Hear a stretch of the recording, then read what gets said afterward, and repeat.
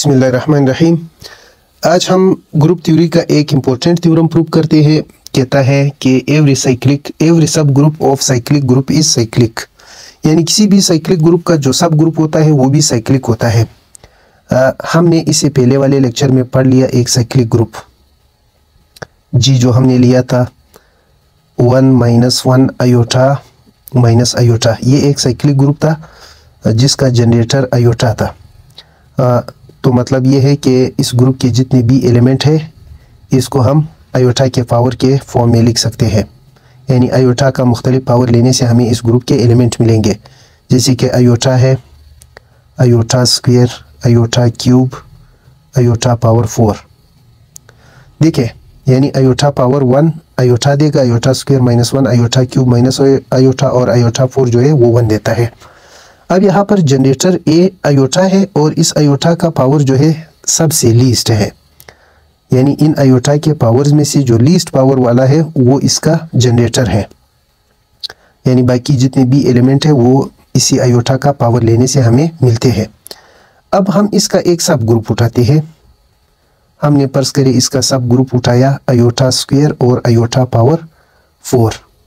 अब इनमें जो है जनरेटर कौन होगा? अब ये तो इसका सब ग्रुप है, यानी ये किसके बराबर है? ये 1 और -1 है।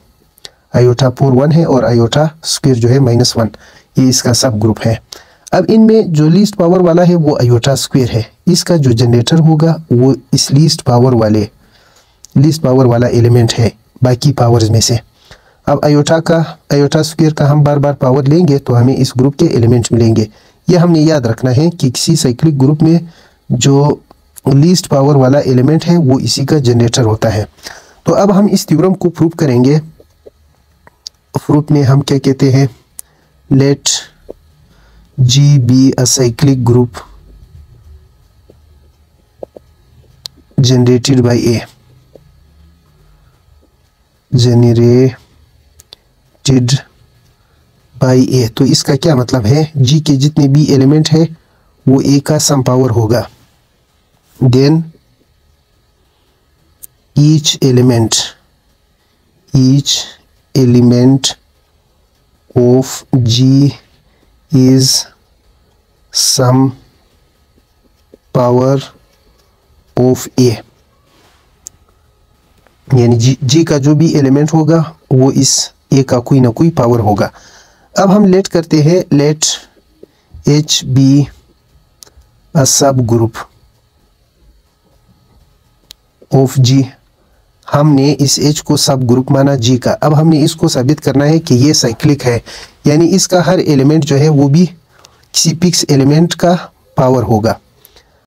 हम यहाँ लेट करते हैं कि लेट के be the least positive integer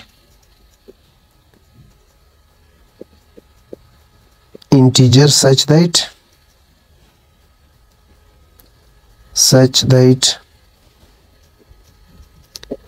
अगर इस के को हम ए का पावर बनाए और ये एलिमेंट एच को बिलोंग करता है, यानी एच के जो एलिमेंट है वो ए पावर के से शुरू होते हैं और के हमने लीस्ट पॉजिटिव इंटीजर माना है। इस के से अगर कोई चौथा नंबर है और हम ए का पावर बनाए तो वो एलिमेंट एच में नहीं आएगा। एच के जो एलिमेंट है वो ए पावर के से स्टार्ट होते हैं। जब ए पावर के लीस्ट पावर वाला नंबर है तो फिर इस एच के जो एलिमेंट है वो इस ए पावर के से जनरेट होंगे। Then H is generated by A power K, that is every element of H is a power of A power K, यानी A power K का हम डिफरेंट पावर लेंगे तो हमें इस H के एलिमेंट मिलेंगे।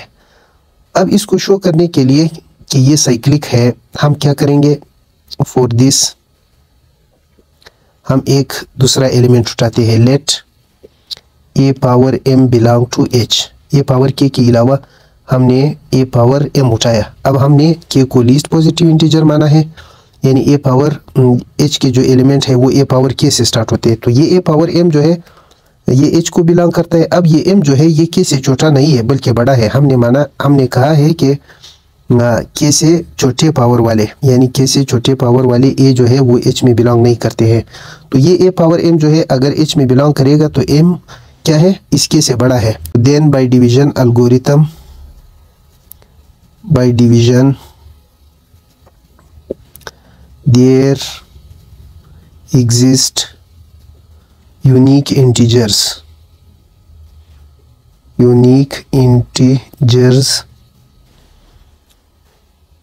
Q and R such that, अच्छा तो देखिए जब m k से बड़ा है ना, तो m को जब हम k से डिवाइड करेंगे, k का टेबल किसी नंबर q तक पढ़ते हैं, किसी इंटीजर q तक पढ़ते हैं, जो हमें कोई एलिमेंट देगा ना, फिर इसको हम m से सब्ट्रैक्ट करते हैं तो r हमें मिलता है। अब ये रिमाइंडर है, ये रिमाइंडर हमेशा डिवाइज़र से छोटा होता है। फिर ये रिमाइंडर जो है या तो ज़ीरो होगा या फिर ज़ीरो से बड़ा नंबर होगा लेकिन इस डिवाइज़र से छोटा होगा। Such that m is equal to k q plus r. इस r के बारे में हम लिखेंगे कि r जो है वो k से छोटा है, ज़ीरो होगा या फिर ज़ीरो से बड़ा, k से बड़ा नहीं हो सकता है। अब हम क्या करते हैं, इसको a पावर लेते हैं, a पावर m। अब m जो है वो किसके बराबर है, के क्यू प्लस आर के बराबर। इसको हम ब्रेक करते हैं, a पावर के Q into a power r। अब हम जानते हैं कि a पावर m जो है वो h का एलिमेंट है और ये इन दोनों का प्रोडक्ट है, तो ये दो एलिमेंट भी h में ही होंगे क्योंकि इन दोनों का प्रोडक्ट am है और am h को बिलोंग करता है, तो ये दोनों भी क्या होंगे, h को बिलोंग करते हैं। अच्छा, एंड a पावर के क्यू, ये इसको हम u भी लिख सकते हैं, a power k whole power q belong to h। अच्छा, जब ये एलिमेंट h में है और h ग्रुप है तो इसका जो मल्टीप्लिकेटिव इन्वर्स होगा वो भी इस h में होगा। Then also a power k whole power minus q belong to h। अब हम दोनों अतराफ को a power k minus q से मल्टीप्लाई करते हैं, तो ये देख ले a पावर m जो h का एलिमेंट है और a power k whole power minus q, इन दोनों का जो प्रोडक्ट है वो a पावर r के बराबर आता है। ये देखें a पावर के क्यू और a पावर माइनस के क्यू ये कैंसिल हो जाते हैं, यहाँ पर a पावर r आ जाता है। अब ये h का एलिमेंट, ये भी h का एलिमेंट, तो इन दोनों का प्रोडक्ट जो कि a r आता है, ये लाजमी बात है, h ग्रुप है तो ये a पावर r इसमें बिलोंग करेगा। लेकिन बात यह है कि हमने तो माना है कि r k से लेस है और k को हमने लीस्ट पॉजिटिव इंटीजर माना है। हमने कहा कि ये पावर k से लेस पावर वाले एलिमेंट h में नहीं आ सकते। अब ये r k से छोटा है और ये h में बिलोंग करता है, तो ये कंट्राडिक्शन हुआ, which is contradiction to the vice of k, क्योंकि k को हमने लीस्ट पॉजिटिव इंटीजर माना है, यानी h के एलिमेंट a पावर k से स्टार्ट होते हैं लेकिन r जो है वो तो k से कम है। तो ये हमारा जो सपोजिशन है कब दुरुस्त हो सकता है, अनलेस जब r किसके बराबर हो, जब r 0 के बराबर हो, तो फिर हमारा जो सपोजिशन है वो दुरुस्त होगा।